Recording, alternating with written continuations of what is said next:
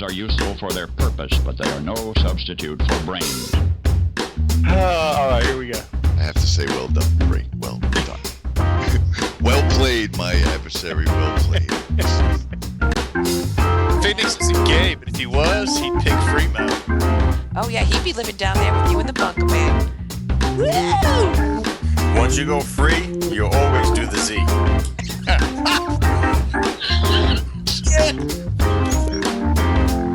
Like one day I'm not going to Duncan, and you could get a controller, a new Xbox, possibly even a cord.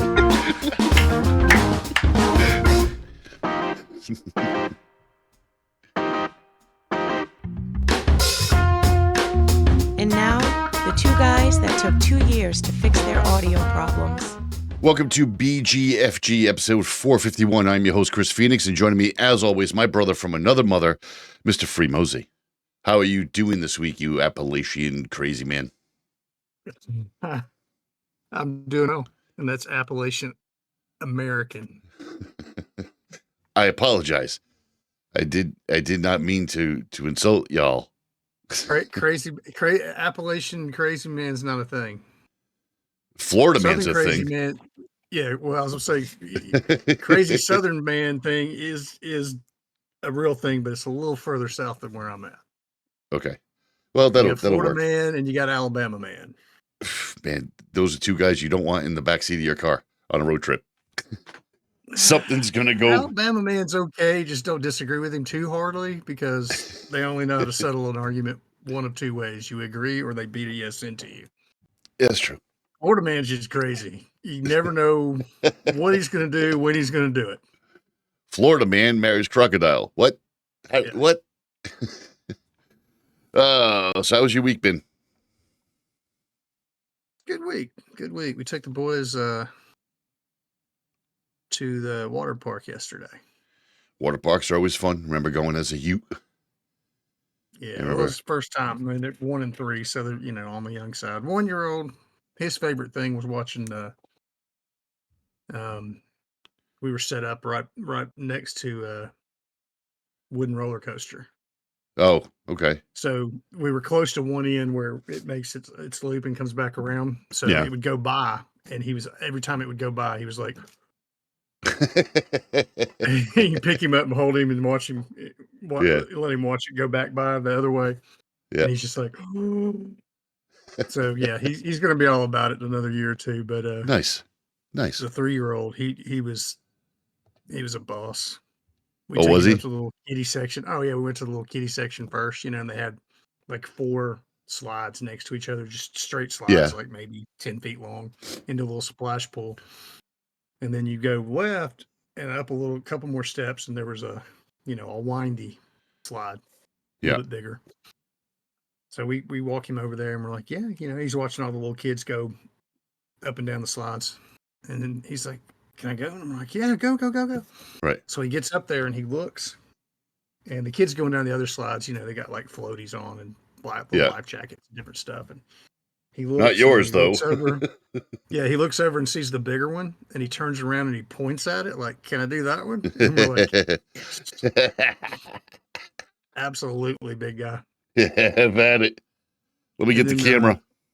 Then his Mimi snuck him onto a slide that he was not tall enough for, but Snuck him in. Yeah, well, that sort of thing happens. It's rite of passage. And he loved it. He loved it. Good for him. And then when his mama tried to take him up the same one, they're like, no, he's not big enough. So I'm pretty sure they're just scared of redheads. As most people should be. So Like, true. Is he big enough to ride this? Yes, he is. No problem. Go on. Go on, man. Yeah, I know that well. So here at BGFG, the podcast for generation by generation, or by generation for generation, we like to do sometimes when people from Gen X that we grew up with essentially passed away, we offer them we call it not coming down for breakfast, and we offer them a ticket and towel. A ticket for the spaceship when it comes to take us all away, or whatever means of transportation to get you out of the shit, and a towel because you should always have a towel handy. for multiple reasons. In your If you're car, not sure it of doesn't that matter. reference, then you can turn us off now. Yeah, go watch Hitchhiker's Guide. If Unfortunately, you don't have any sci-fi references in your repertoire, then yeah, you're not going to get a lot of what we do. not at all. Our episode today, Good point. Fahrenheit. Yeah. Why Fahrenheit, do you say? No, it's not because it's hot as all get out where I'm at. Sure is. It's because we're on episode 451. So if you got that, you're cool. Stick around. Because we are living in a dystopian future, my friends. Yeah. No We doubt. are currently doing it. Unfortunately, not coming down for breakfast this week is Mr. Donald Sutherland. He died of an illness at 88. What wasn't this guy in, Frey? I mean, what wasn't he in? Everything I don't from... think he ever did Teletubbies. Okay, that's a valid point right there. Donald Sutherland was never in I've never Teletubbies. really watched that either. So, But he did everything from act, Golden Globe winner, Emmy winner. he was in a ton of stuff. I mean, most people recently are going to know him from being President Snow in the Hunger Games, Right. series of movies. But he's a prolific actor. He's done all kinds of stuff. He's played good guys, bad guys, evil guys. I mean, you name it, he's done it. And pulled every last one of them off. He's just a phenomenal actor. He was in the original MASH movie, which later on spawned the Forever episodic TV show. One of the other things that I thought was memorable that I wanted to mention was there was an older cartoon, for lack of a better term. When cartoon feature films were becoming popular, they did one called Final Fantasy: The Spirits Within, which loosely was related to Final Fantasy itself, but they did do that. He was one of the voice actors for that, along with a bunch of other people. And I recently watched that again when I was going to bed, and it still stands the test of time as to how smooth it is. And the story, the writing's okay, but how smooth the cartoon is, and hearing his voice. He was also in The Italian Job, and he was in Space Cowboys. That was a good one. Yep. Space Cowboys. His comments in Space Cowboys was by far my favorite, and I'm going to bring it to you right now. If you've seen it, you'll remember it. If you haven't seen it, you should probably go watch it because it's pretty good. 4 elderly space people have to fly with 4 younger people for NASA to go up into space to fix a rocket or satellite that the 4 older gentlemen had designed. The older gentlemen were James Gardner, Donald Sutherland, Clint Eastwood, and Tommy Lee Jones. So you got 4 powerful actors in that movie. Yeah. What are you laughing at? Because you just thought about it? So my favorite... It just came to me. I've been trying to remember which quote you're talking about, but as you were talking about all of them, it came to me. Yeah. My favorite quote of Donald Sutherland was they all had to take an eye exam. Donald Sutherland's character has these obscenely thick glasses. And he goes in there, and all the young astronauts are like, they're not going to pass this. I mean, look at that guy. His glasses can see the future. Like he's not passing. So he takes off the glasses and he just goes, and he reads through the whole card. Gets out of the office, going down the hallway with Clint Eastwood, puts his glasses back on, and Clint Eastwood looks at him and goes, How did you do that? Donald Sutherland looks over at him and he goes, I'm blind. I'm not stupid. I have a great memory. Easy. He just walks down the hall reciting the entire eye chart. Oh, just good shit. So, golden ticket and towel to you, my friend. Peace and love to his family. Lived a long life with a huge... Kiefer put a huge piece on Instagram about what an actor his father was. Besides being a great father, he was a phenomenal actor. So I mean, I liked him in when he was with Lee Marvin in the Dirty Dozen movie. Oh, right, That was Dirty like one Dozen. of his first gigs. Yeah. His character in that movie, I thought he was great. Yep, absolutely. So, golden ticket and towel to you, sir. Let's get into this week's news. BGFG News. You heard it here third. So, the United States Surgeon General has finally taken his stand. I don't know how well this is going to do. Not really sure.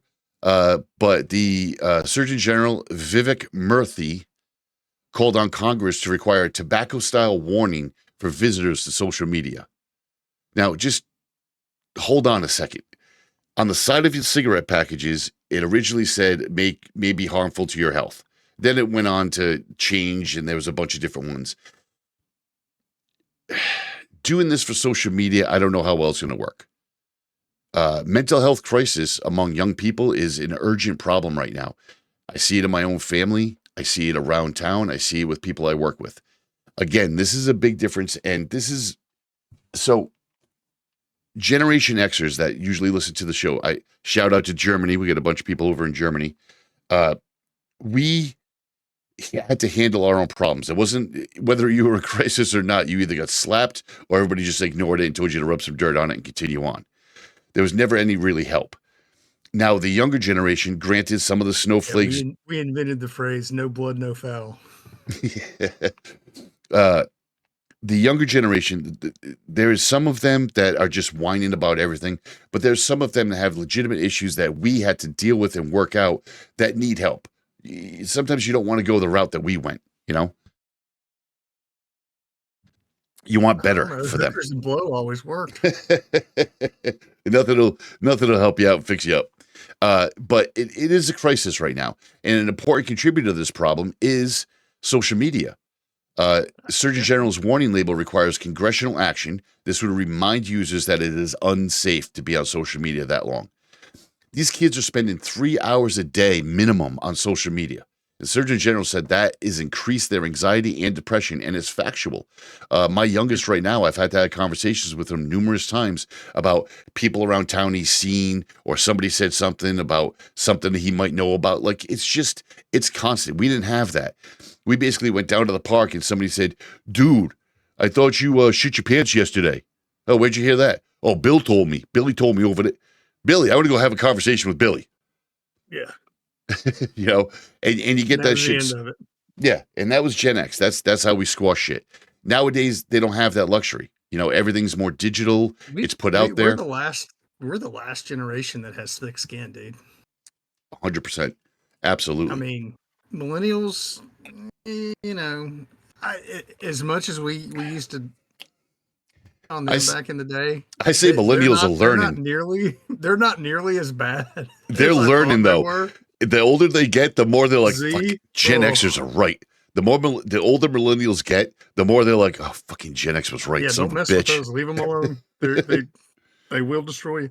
Yeah. On top of that, right? So there's a big push by Gen Z to cancel Eminem right now because of his new song that he released. Oh, whatever. Like, I'm like, yeah, because that'll happen. Yeah. The best comment I've seen on that was someone said, if you think this first song triggers you, listen to the album when it gets dropped. Yeah. Yeah. It's Slim, dude. It's Slim Shady. He ain't going nowhere. Right. You and can the fact hate him as much as you want. All you're doing by trying to cancel him is, you know, because he's been on the back burner. You know, he's just kind of doing his thing. He's not really out there trying to get in people's faces. If y'all think you're going to cancel him, look at what happened when MTV said we're not going to play your videos. This little song called "Without Me" got produced. Right. And if you even want to go a little bit farther back, watch how this actually happened, you cancel culture fucks. Because that kind of happened with rock and roll music back in the day, where you had actual congressional hearings that was attacking and we wanted to put labels on music and everything. And you had people like Dee Snider, who looked like a transgender before it was even popular, went in there and spoke eloquently about the law and how it's a freedom of speech and how everybody is entitled to listen to the music they want. And then they're ace in the hole. These politicos ace in the hole. John Denver gets up there and they're like, "Oh, we got this. John Denver's here. He's on our side." Yeah, he wasn't on your side. He was. Yeah. An interesting fact, if you watch that hearing and you listen to what John Denver says, whether you like his music or not, his music's like softer. Like, why was he there for rock and roll? He was there for freedom of speech. And that speech that he made that day cost him a ride to space in a shuttle because he was all set to do that. He started training for it and everything. And because he said what he said, they dropped that whole thing. So he never even got there. He never got that Rocky Mountain high in space. See what I did there? Fuck you. That was funny. It was. But we've completely sidetracked from the original story. Parents say that social media is bad.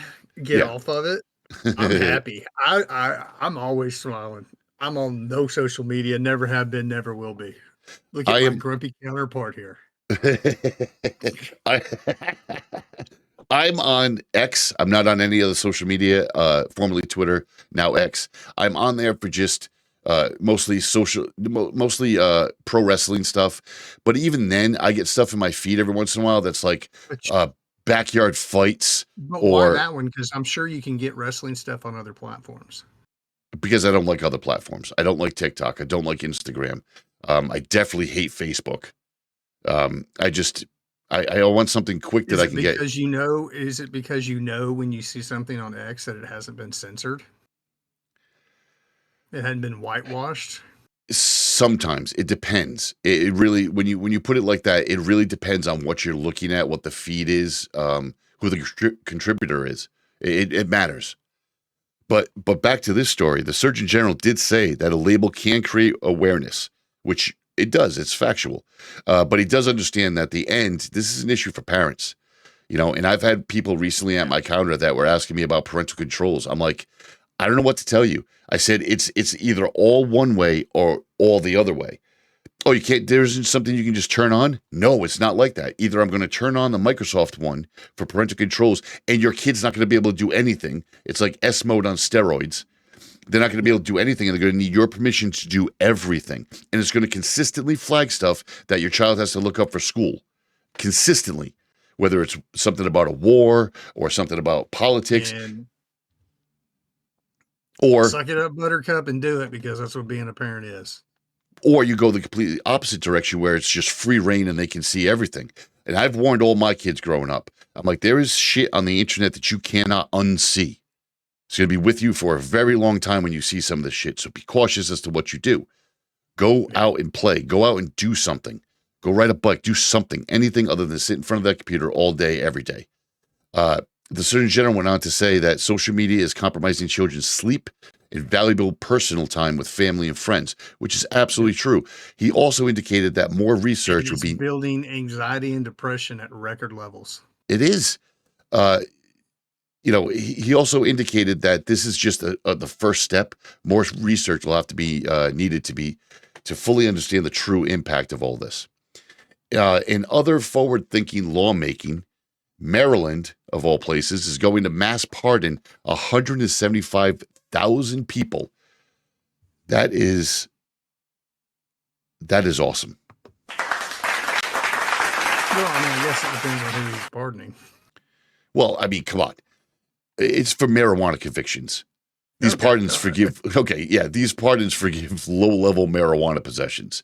Because if you had half a joint in your car and the cop just didn't like you because you had tinted windows or whatever the case was, they can haul your ass off to jail. Well, now with a lot of states legalizing it, there's no point in having that. You can free up a lot of taxpayer dollars. 175,000 people worth of taxpayer dollars is pretty good. And don't forget that these criminal records for like having that half joint or whatever, let's say they did a 6-month stint and then they got out.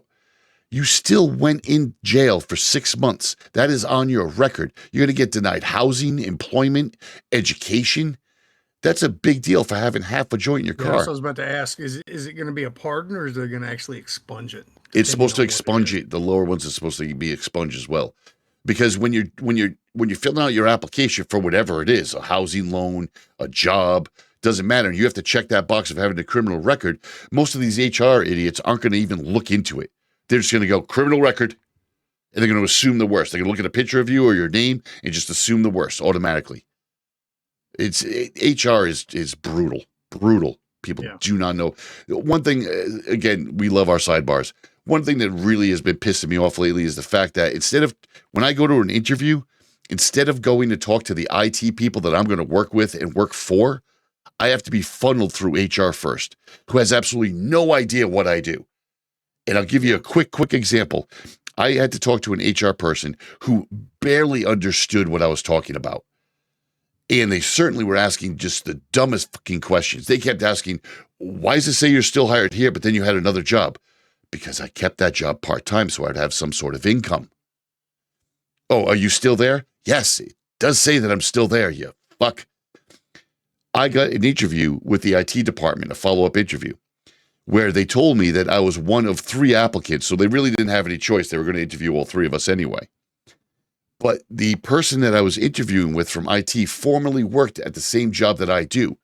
So they knew exactly what I did. And they were like, oh, yeah, this could work out well for you in case somebody, But the HR person had no idea what we do. And a lot of people are going through these HR people and not knowing a friggin' clue as to what's going on. So the fact that you're filling out an application that you check off the box, do you have a criminal record? They're not looking past that, people. They're not.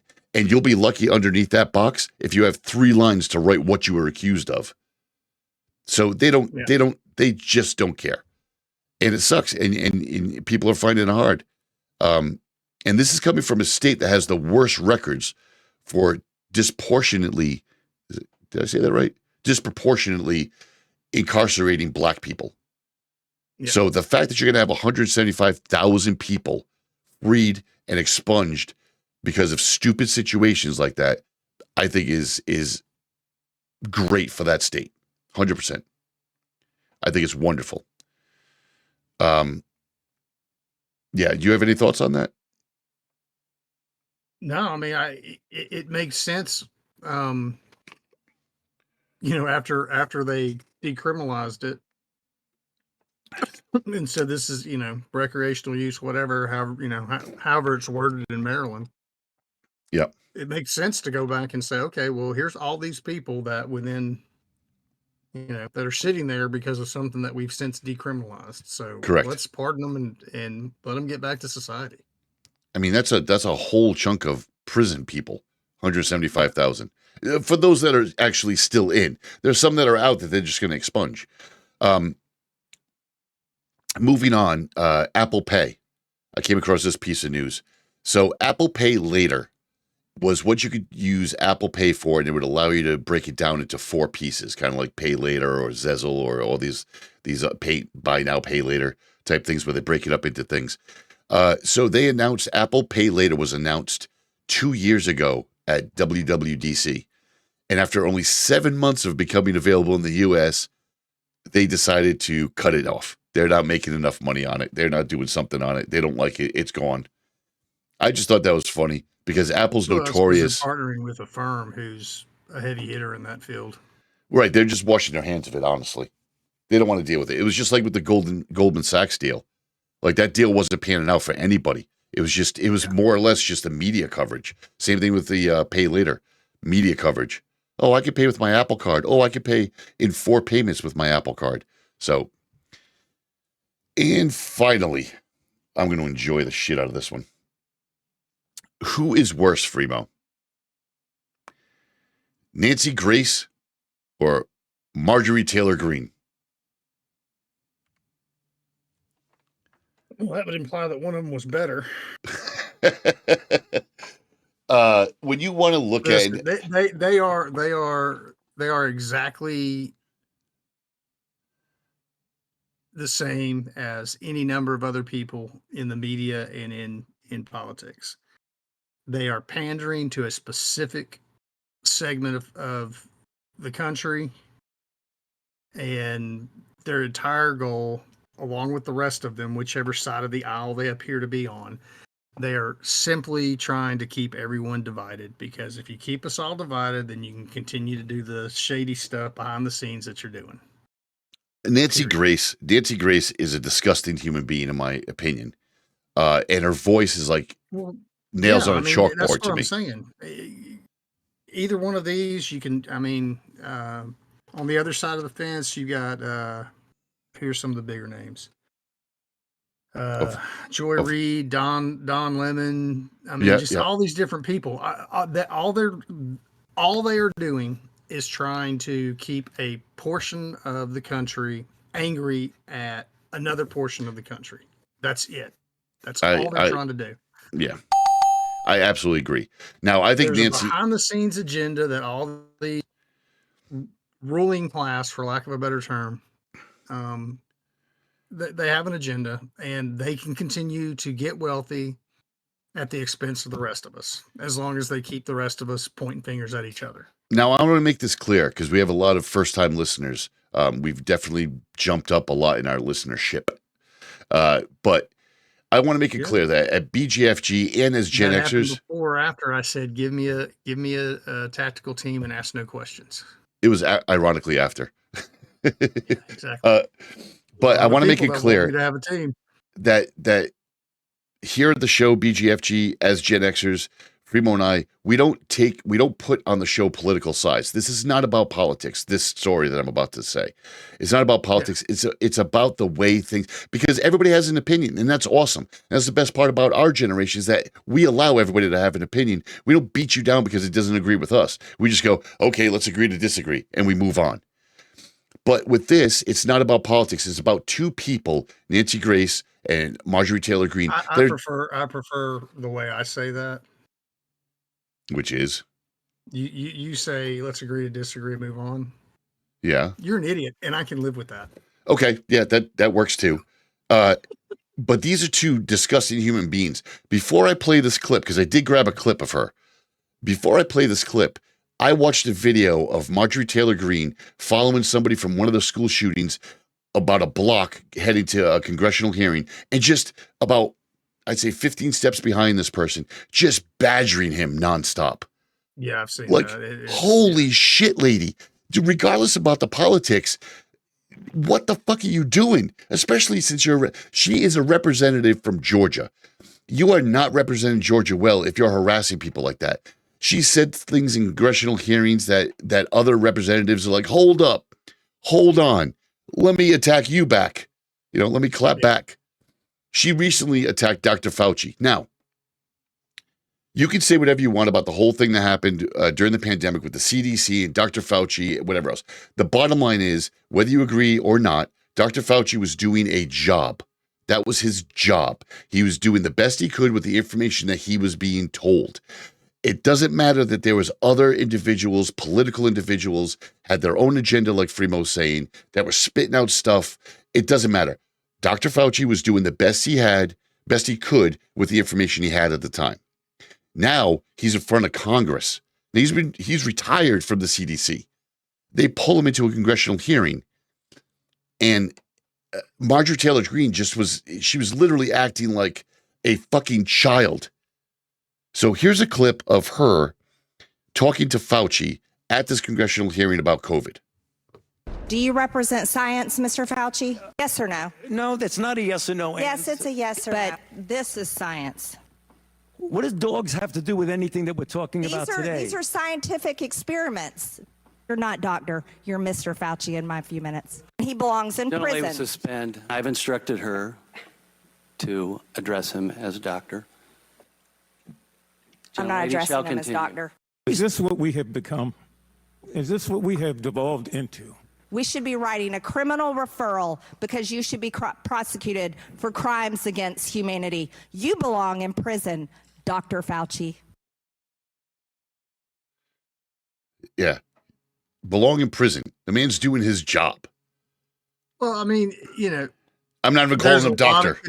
There's a lot of conspiracy theories on all of this stuff. Absolutely. And, if it comes to light that he was part of some conspiracy to do X, Y, Z, then at that point, you have evidence, put him in jail. But just total juvenile and asinine behavior. The picture she held up was two dogs being tested in a lab. That's why he was like, what are you talking about? And if you happen to click on the show notes, go to the link and you watch the actual video of it, the people behind Fauci are literally put their head in their hands. They're shaking their heads. They're like, what is this lady even talking about? And she does this shit all the time.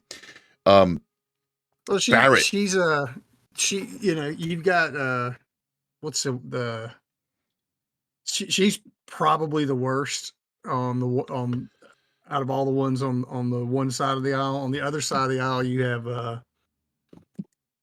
AOC and some of the stuff she says. I mean, the way they literally remind me of like like alter egos of each other for like for each side of the aisle. They're like they get together and they're like, "Hey, I'm going to do this.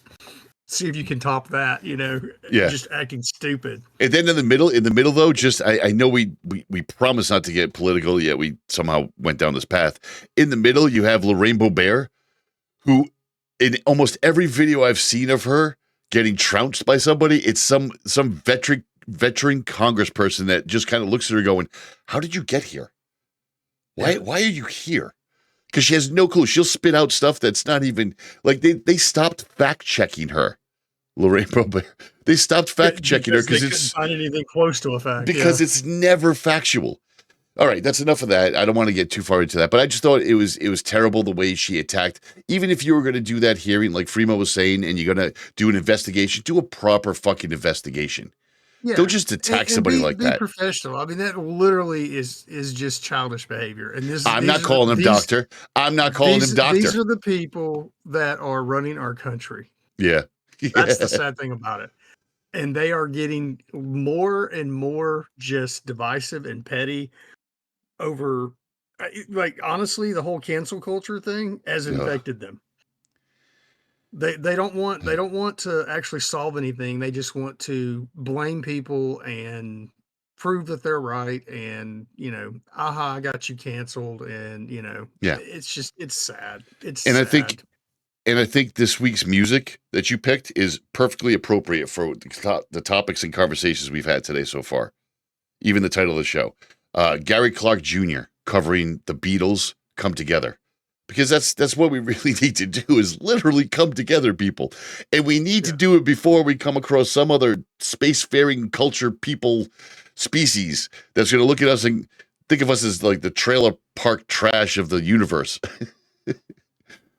But in the meantime, I digress. Here is Gary Clark. We'll catch you on the other side for some stick style and other fun. But here's Gary Clark doing a cover of the Beatles' Come Together.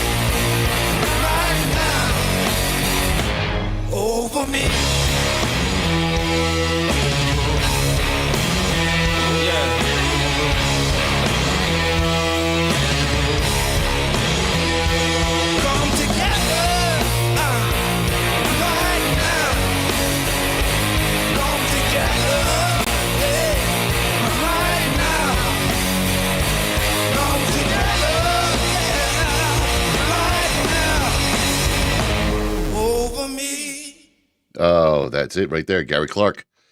Oh, that's good stuff. You can't get enough of that. So let's get into the stick style because we have a message from a listener. Gaming.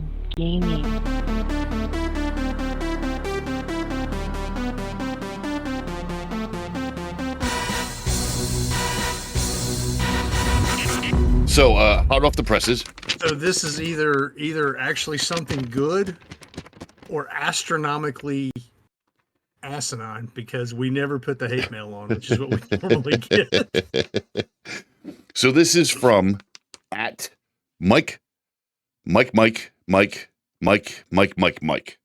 So really inventive there.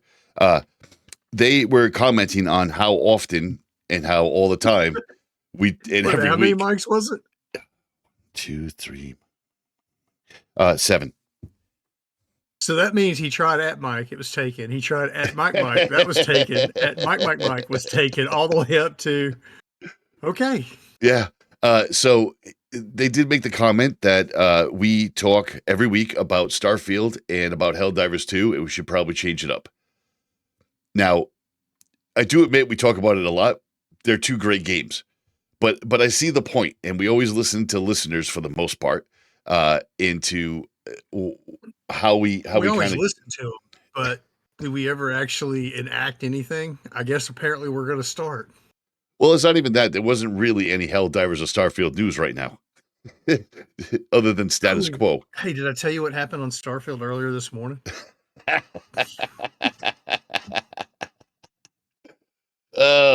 if you listen to the show, you know that was coming.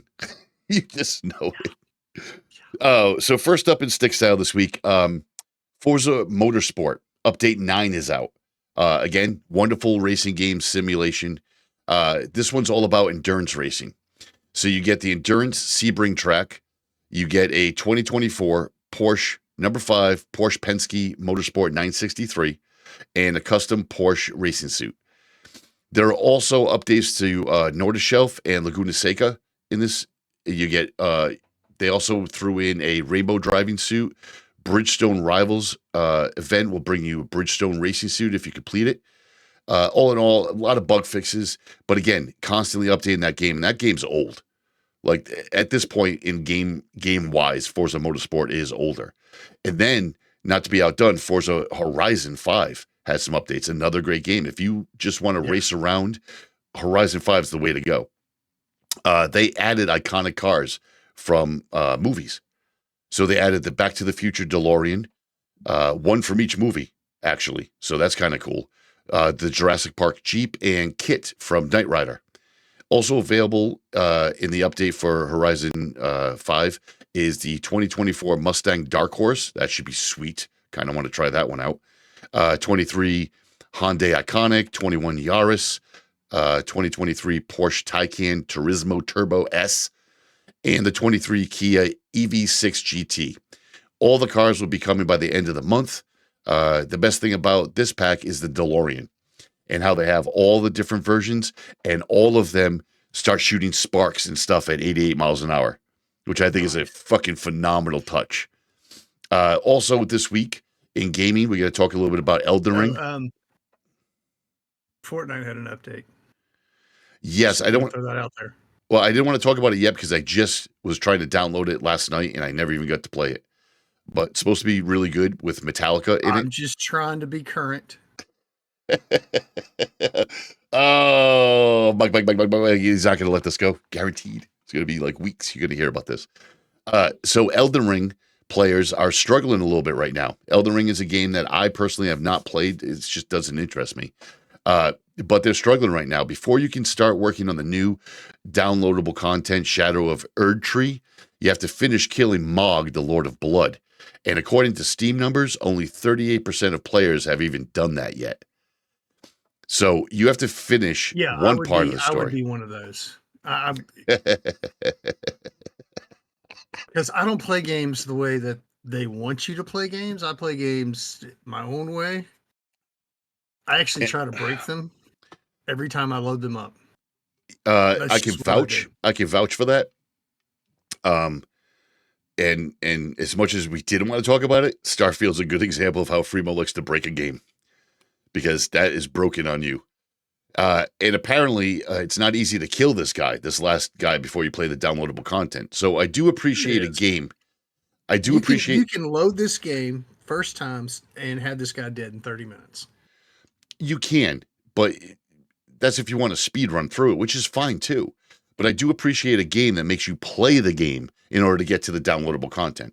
Because how many times have we been playing over the past decades that we watch an update or downloadable content come out, and then the overpowered weapon that you worked and grinded for in the main story is now the same weapon that that person that just started this downloadable content now has.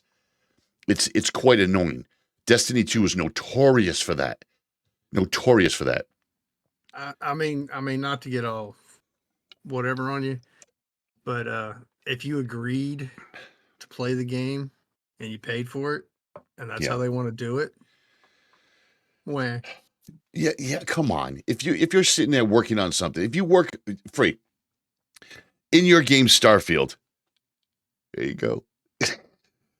When you worked on that ship and you built that ship, and that ship, I've heard you tell me that like 1 or 2 shots and any other I vessel is didn't build done. it, I stole it. Fair enough, Free. You stole it. Let's pretend that you built it. I spent no time building a ship. Let's pretend, Free, for the sake of the audience, that you built it. If you spent all that time, if you spent all that time building it, and I came along and just purchased the same ship with the same modifications, wouldn't you be a little I'd laugh miffed? at you because you could have just stole it. Oh, you're not going to let that go, you dick. Fine, whatever. Come up with an example that actually works, man. I mean, TVR. Okay. What the hell's TVR have to do with anything? Back in the day, you couldn't get the TVR unless you platinum Oh, every other that's vehicle. true. That's right. That's right. You couldn't. The Cereba? Whatever it was, yeah. It's even care. All right, so this next game looks really good. There you go, Mike. There's a throwback to something 20 years ago. Speaking of something 20 years ago as a throwback, this next game I'm actually looking forward to. Excuse me. It's called And the Age of... sad thing is it really has been almost 20 years. Yes, it has been 20. It has been 20 since the original announcement. Age of Pirates Captain Blood. It's a third-person action adventure. The last time we saw this thing or heard anything about it was at E3 in 2004. E3 is not even around anymore. But in 2004, yes, 2004, this hack and slash is very similar to God of War in playability.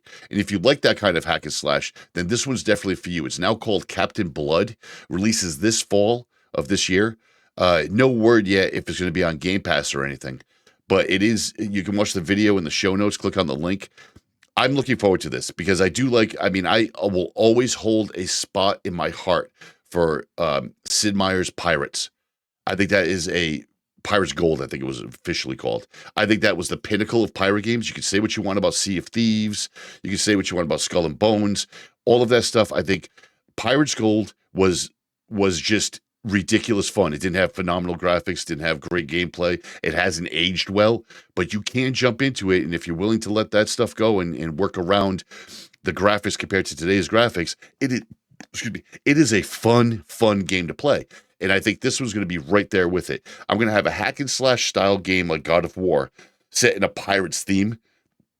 Yeah, I'm playing that. And I'm pretty sure I'm going to purchase it. There's one comment I thought was very, what is the phrase? Apropos. Ooh, apropos. When video games were fun. Welcome back, Captain Blood. Seriously, when video games were fun, they're not kidding. You have to put a lot of thought into it. I'm going to go button mash. That's what I'm going to do for the afternoon. Imagine if this starts a trend of content-rich games with 2000s graphics. Yeah, I'm okay with that. That doesn't bother me at all. And as we see studios close and games get canceled, and that's been happening left and right, you have... think the re-release of Serious Sam hit as hard as it did? Yep, 100%. Updated graphics, sound, whatever, but it was the same freaking game. Correct. And this game's going to be just the same. The same ridiculous physics, all of it. And with all the recent closures and layoffs and stuff, it's nice to see that they looked, again, it could have been worse, but at least they looked at the past and went, hey, you know what? This game's not too shabby. Let's just redo this one and call it a day. And I'll go ahead and put this out there. Yeah. Nothing against Fortnite and the new Warzone, which has got its own battle royale mode and all this stuff. If you want a just total blast of a game, first person shooter battle royale like that, the original Unreal Tournament is still in my book.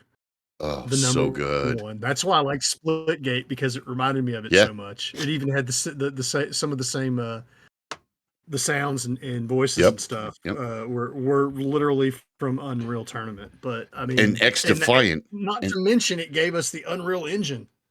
Yes, and X Defiant is taking off right where that left off, with a better shot of mixing like Unreal Tournament with Splitgate. I think it's a well done game. And with all the cancellations and stuff, some games stay around forever because there's no competition for them, like The Sims. You know, The Sims has never been pulled off their pedestal. That Sims game has been around forever. People talking Simlish and, building things and babies, and now they can have babies, and they can, it's just progressed. But there's no other game around like it, Nobody can touch it. Right. There's But there was one that was being developed called Life by You that was being developed to try to take some of that franchise money.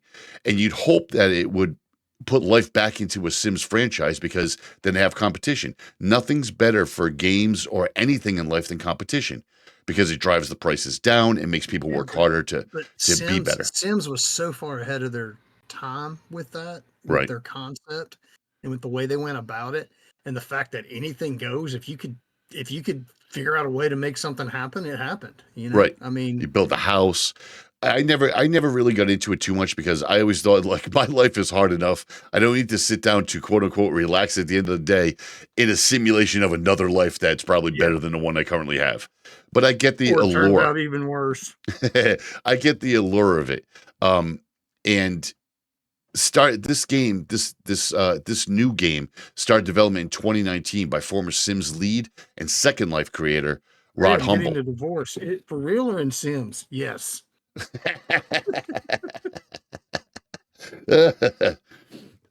Sadly, though, even with all of Rod Humble's expertise, Paradox Interactive has decided to pull the plug on it. And you can't blame them. First, it was intended for September 2023 release. Then it was March 5th of this year, then June 4th. But on May 20th, Paradox delayed the game indefinitely, pretty much shutting everything down, stating that the road to the release was far too long and uncertain at this point for that game. So I'm sad about it, because but this, like Freeman was saying, The Sims is so friggin' good that it's going to be, I mean, you have to really do something special in a life simulation game to beat that. I mean, they've beaten all other simulation games out there. Yeah. Even Second Life, which was They've taken hugely on popular. all comers. Right. All right, let's get into this week's last segment, Tech But News. don't fear, because if Captain Blood can resurface after 20 years, Life by You may have another shot. Ooh, well put. Yes, it could. Doubt it, but yeah, it could.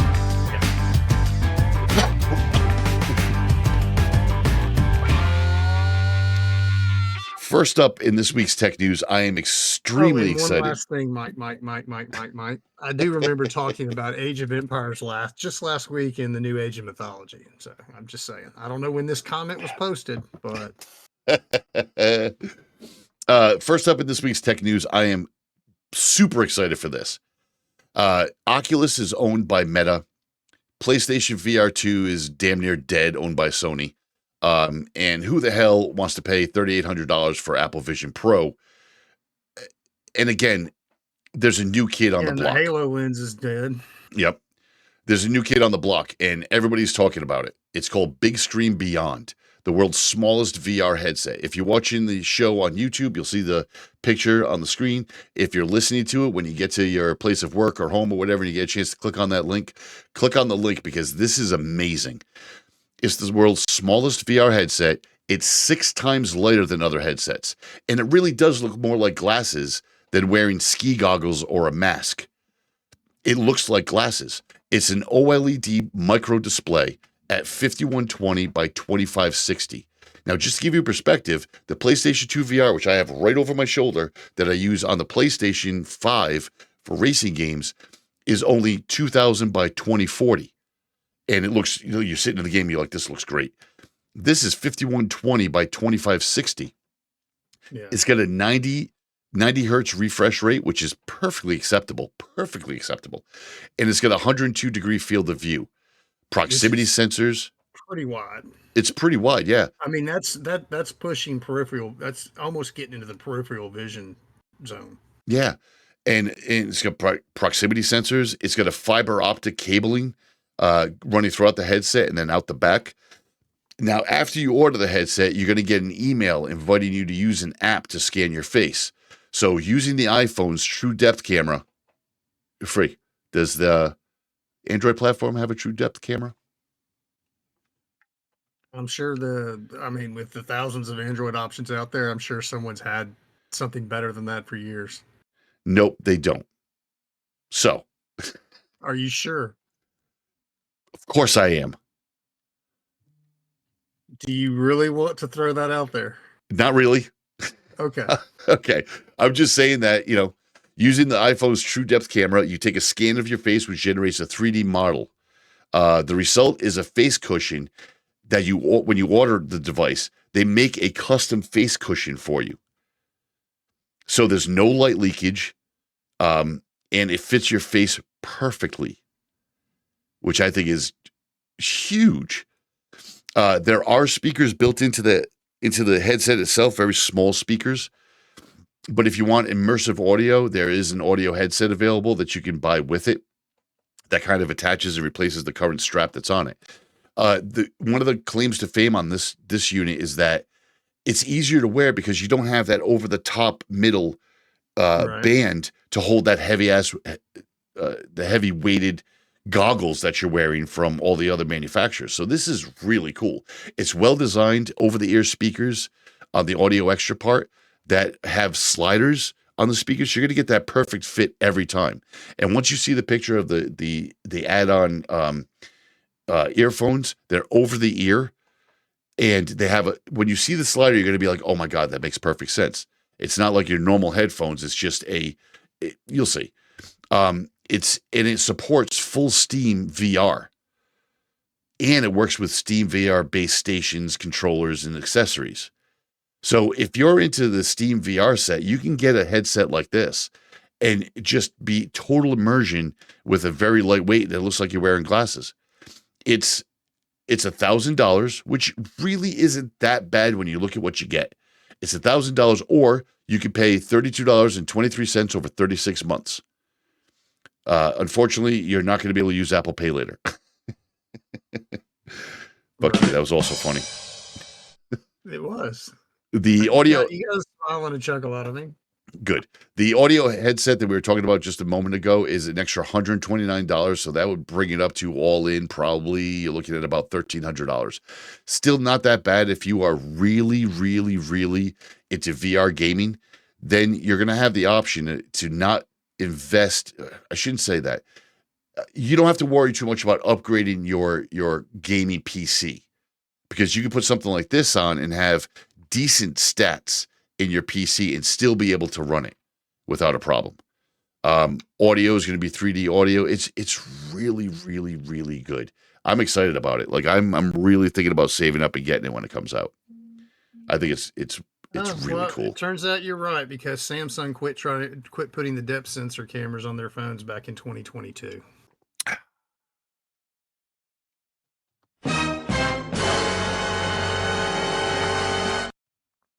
I enjoyed that. They quit doing it in 2022, which means they've been doing it before that. Whatever. Let's go talk about Microsoft again, because that's that's as close to a win-win as you are going to ever get. It's close to a win I'm ever going to get with you. Let's talk about Microsoft again. It's not my fault you always bet on the losing pony. It's true. Microsoft backpedaled a little bit, which doesn't surprise me at all. Maybe recall. They had to. There was. I know we joked about it last week that they don't care and they blah blah blah, but they had to. They would have taken such a beating from this, and so they should have. I mean, recall was a security risk, or is a security risk. They've delayed it now with their Copilot Plus. This was a big part of it, was recall. Now it's not going to be there, but recall is also a big part of their AI strategy. What it did was record, for those who don't know, it recorded snapshots of your user screen every 5 seconds to provide a searchable log of actions going back, wait for it, 3 fucking months. It recorded everything, people. Everything. Keystrokes, passwords, when you pull up your bank account, it's got your routing number and everything right there. It's all right there, and Recall was doing it. And like we told you previously in the show, it recorded it in plain text and saved it in a document file or a text file, which, again, as we've told you on the show previously, when somebody gets remote access to grandma and grandpa's computer, they're looking for what they call a honeypot, an Excel or a Word spreadsheet that has all their usernames and passwords. They make believe they're going through the computer to try to find what the problem is, but that's all they're looking for. If they get it, they black out your screen, they completely cripple your computer, or they just back out and leave because they already have what they needed. This is significantly worse. Because this is taking snapshots of your computer. This is it's already they don't have to go looking for it. They know where it's going to be. Right. And it's all confidential information. So that email that you opened at home that had confidential information from your work or your lawyer or something like that, all free reign now. Security professionals called it an absolute nightmare. And I believe it's going to be around. I think it's going to be gone for good, Free. What do you think? Yeah, they won't. They may come up with something in the future to do what they were wanting to do with recall, but you'll never hear anything called recall again from Microsoft. But I don't think they're going to be able to because of Apple's time machine. Like, I really don't.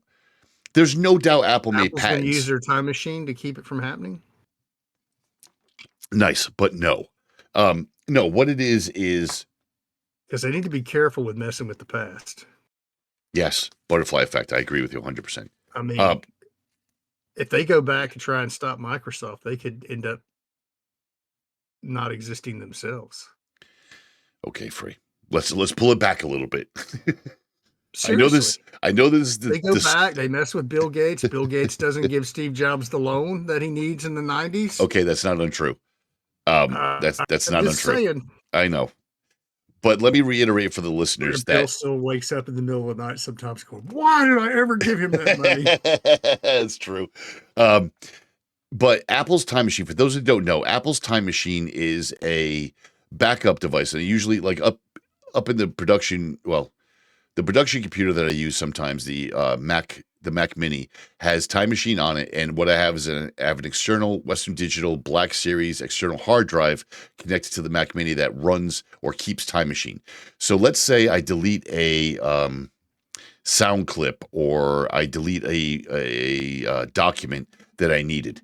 I can now pull up, or an entire episode that's happened. I can open up the folder, and I can hit Time Machine, and it'll give me a structured like distance tube with all the different versions of that folder that existed over the past however long. I never checked. I don't know if it's 3 months or 3 days.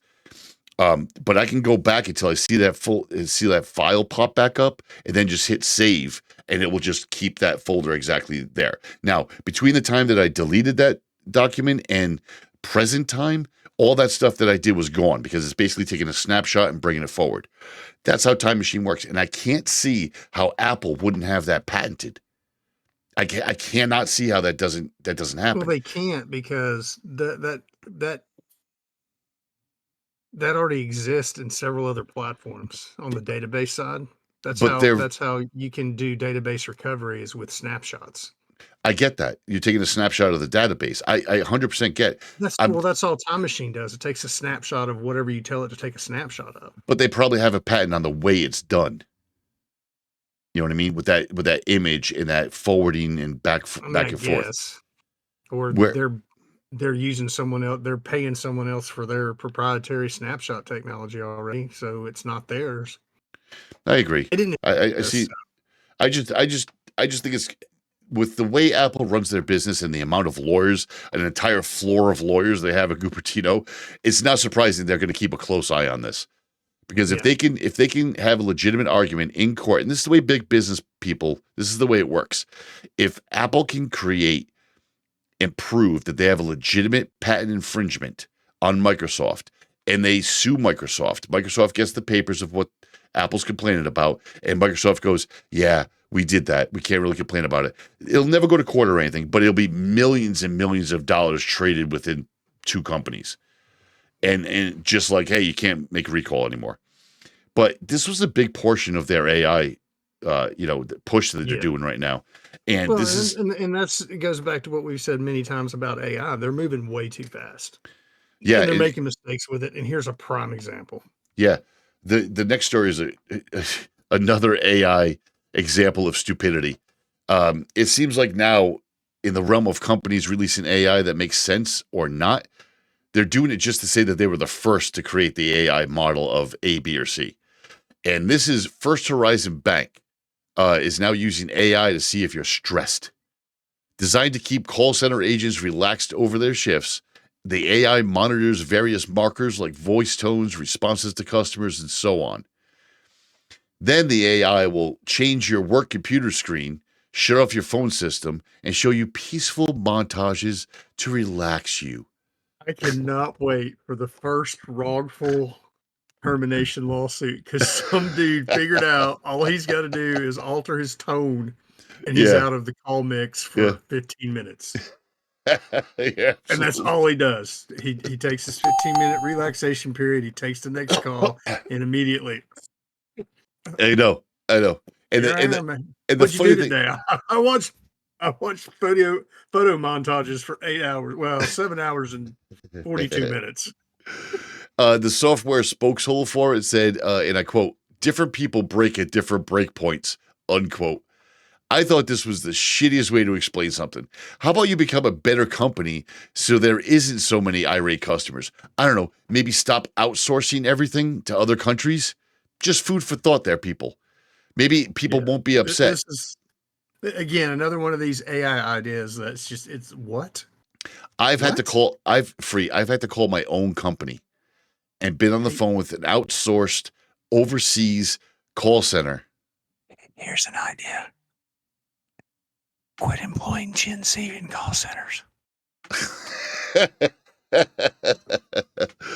But I've called my own company and I've gotten the call center that was outsourced, and I don't understand. And I'm not being disrespectful. I'm not being prejudiced.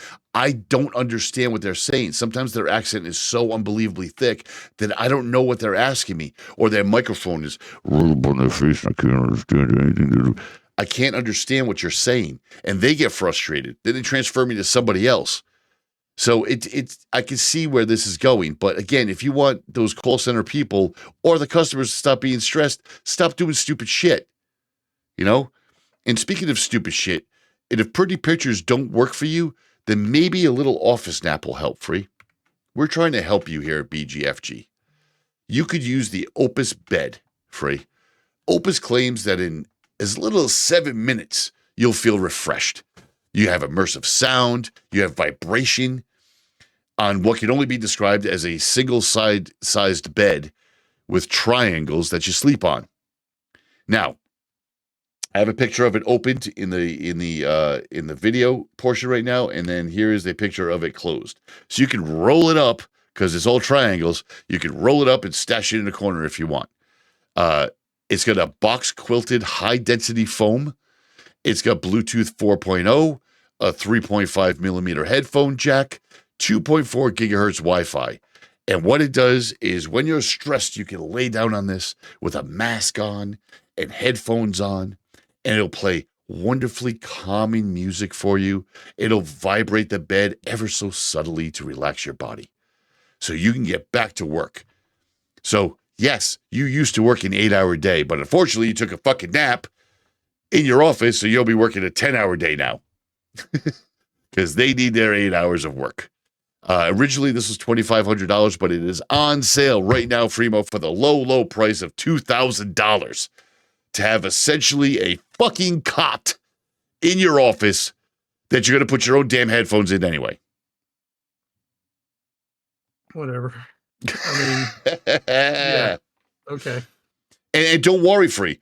Don't worry, because while you're laying on that wonderful, wonderful bed of $2,000 to take a fucking nap on, your Watch OS 11 will now automatically detect that you're taking a nap and track that in the health app for you.